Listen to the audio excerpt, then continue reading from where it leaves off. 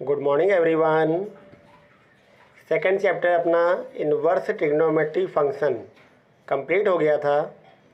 आज हम बात करेंगे चैप्टर नंबर 3 जिसका नाम है आव्यूह, जिसे इंग्लिश में कहते हैं मैट्रिक्स।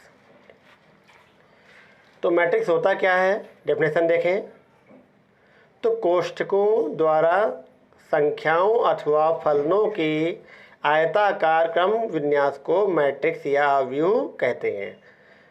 ये देख रहे हैं, ये आयताकार क्रम विन्यास है जिसके अंदर कुछ संख्याएं या कोई फंक्शन या कोई वेरिएबल्स फीड किए जाते हैं।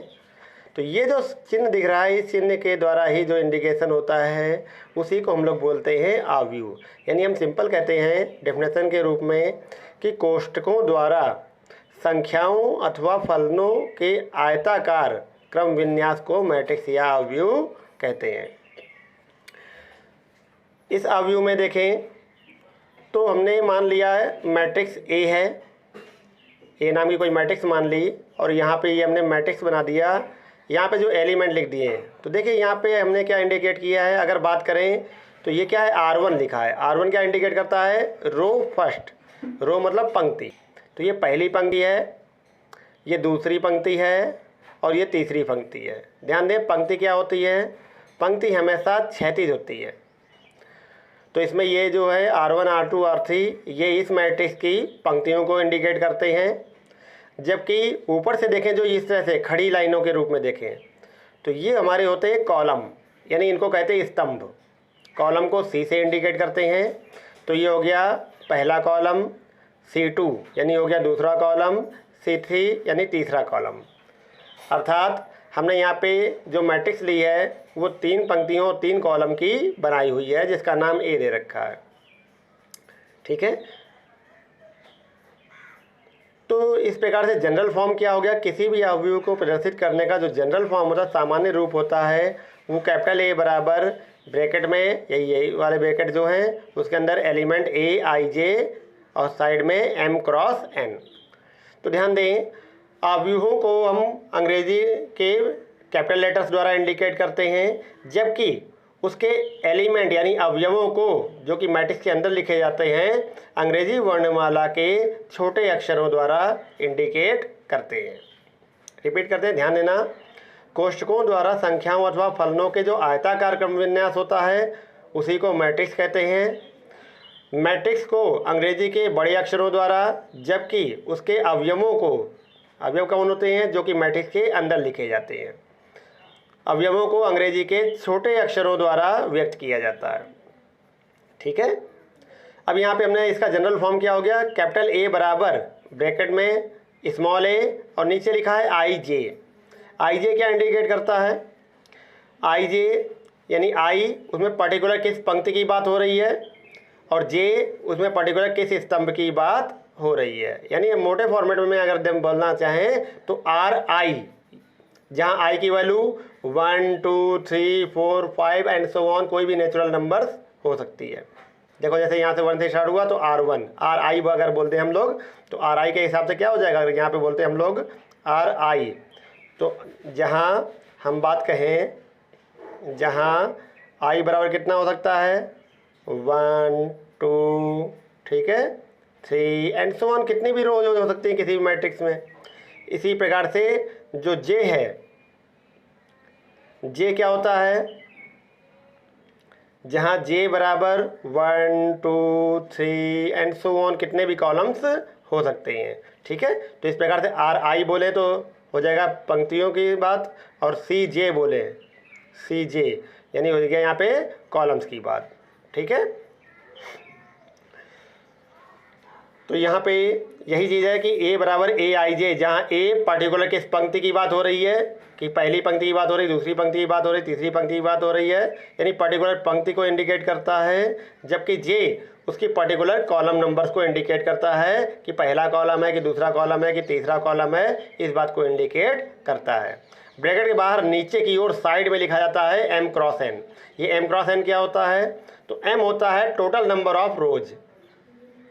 ठीक है, यानी उस मैट्रिक्स में कुल कितनी पंक्तियां हैं, तो कुल पंक्तियों की संख्या को हम लोग बोलते हैं m। और n क्या होता है? n होता है कुल स्तंभों की संख्या। तो जितने स्तंभ होंगे कुल स्तंभों की संख्या को n से इंडिकेट किया जाता है। ठीक है, तो इस प्रकार से यहाँ पे देख सकते हो कि यहाँ जो मैट्रिक्स हमने बनाई थी कितनी पंक्ति उसमें है? 1 2 3। और स्तंभ कितने हैं? 1 2 3। यानी ये जो मैट्रिक्स बनी थी हमारी 3 पंक्तियों और 3 स्तंभों की बनी थी। ठीक है, तो इसकी कोटि को हम कैसे रिप्रेजेंट करते हैं? ये जो कहलाता है ये इसके अवयव की कोटि कहलाती है। क्या कहलाती है? इसको बोलते हैं अवयव की कोटि।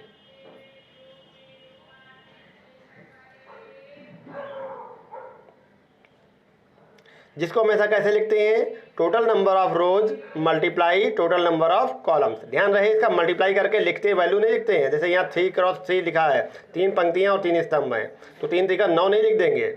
इसको लिखने का यही फॉर्मेट होता है m cross n। m cross n में जो लिखते हैं वही हमारी उस अवयव की कोटि कहलाती है। ठीक है, अगर आपसे पूछा जाए कुल अवयवों की संख्या कितनी होगी, ध्यान देना, कुल अवयवों की संख्या, तो कुल अवयवों की संख्या जब निकालनी होती है तो जो भी कोटि होती है, जिस कोटि की अवयव होती है उनका आपस में गुणा कर लेते हैं। गुणा करने पर जो भी आता है उतने ही नंबर ऑफ एलिमेंट्स उसमें मौजूद होते हैं। ठीक है, जैसे 3 3 का 9, तो चेक करो कितने एलिमेंट है इसमें, कितने अवयव? 1 2 3 4 5 6 7 8 9। ठीक है, तो 9 हुए। तो ध्यान रखेंगे कोटि पूछे तो केवल क्रॉस में, मतलब इस प्रकार से इंडिकेट करना है, इस प्रकार रिप्रेजेंट करना है। और अगर अवयवों की संख्या पूछे तो कोटि का आपस में गुणा करके तब उसने नंबर बता देने हैं। आइए एग्जाम्पल द्वारा देखते हैं, ज़्यादा बात क्लियर होगी। तो अवयव हमने एक ले लिया, ए बराबर, ये हमने ले लिया मैट्रिक्स और इसमें ये एलिमेंट ले लिए। तो सवाल में आपसे पूछा जाएगा कि अवयव की कोटि बताइए। तो अवयव की कोटि हमने क्या बताई थी? m cross n।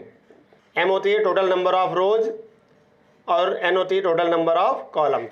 तो देखिए यहाँ पे रो कितनी है?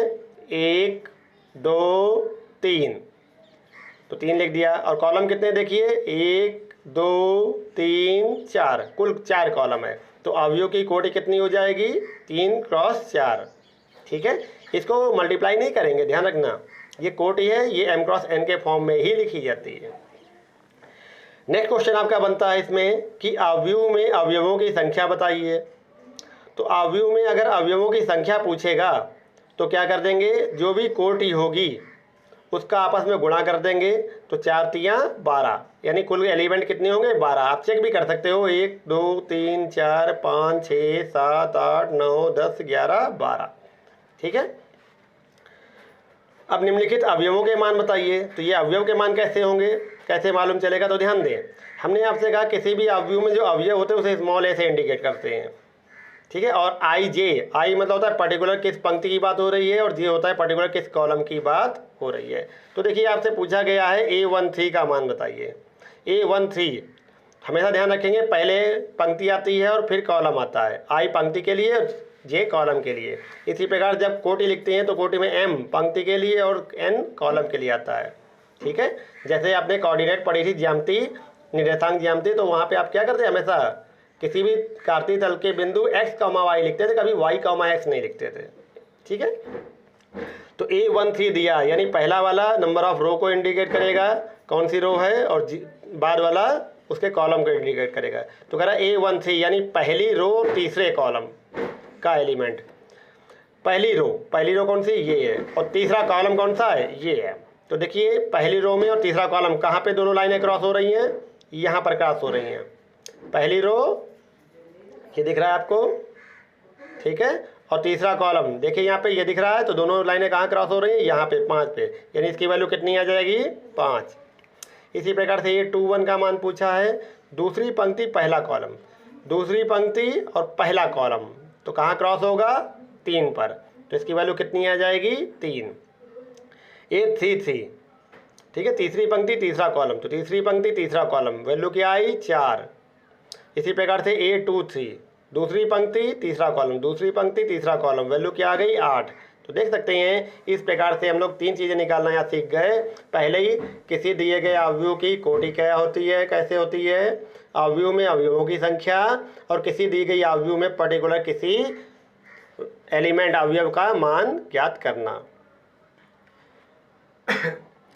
अगला क्वेश्चन है 24 अवयवों वाले अवयव की संभव कोटियां ज्ञात कीजिए। तो देखिए कोटियां कैसे ज्ञात करेंगे। कह रहा है कुल अवयव कितने हैं 24 हैं। कह रहा कोई भी एक मैट्रिक्स है जिसमें कुल अवयव कितने हैं 24 हैं, उसकी कोटियां बतानी है। तो देखो कोटि हमने क्या बताई थी आपको, m क्रॉस n। ये क्या होती है, अवयव की कोटि कहलाती है, यानी टोटल नंबर ऑफ रो और टोटल नंबर ऑफ कॉलम। तो हमें कुछ इसी फॉर्मेट में बनाने हैं, यही हमारा कोटि कहलाएगी। तो देखिए संभव कोटि कौन सी हो सकती है, 24 अवयव हैं। तो देखिए हमने मान लिया कि उसमें टोटल नंबर ऑफ रो कितनी होंगी 24 और कॉलम कितने होंगे 1। तो देखो इनको मल्टीप्लाई करो कितना आ जाएगा 24 आएगा। तो अवयव तो 24 हो गए ना, कोटि कितनी होगी 24 क्रॉस 1। ठीक है, अगली क्या हो जाएगी, अभी क्या हमने बताया 24 रो और 1 कॉलम, तो इसका उल्टा भी होगा कि एक रो हो और 24 कॉलम हो जाए। भाई ये मैट्रिक्स ऐसे लिखी है, इसको हम ऐसे भी तो कर सकते घुमा के, कुल अवयव 24 होने चाहिए। ठीक है, जैसे यहाँ पे हम बात कर लें आपसे कुल कितने अवयव हैं, 4 या 12 अवयव हैं। तो इसकी कोटि क्या होगी, हम कह दें कि 3 रो हैं और 4 कॉलम हैं, या हम इसको घुमा के लिख दें तो 4 रो हो जाएंगी और 3 कॉलम हो जाएंगे।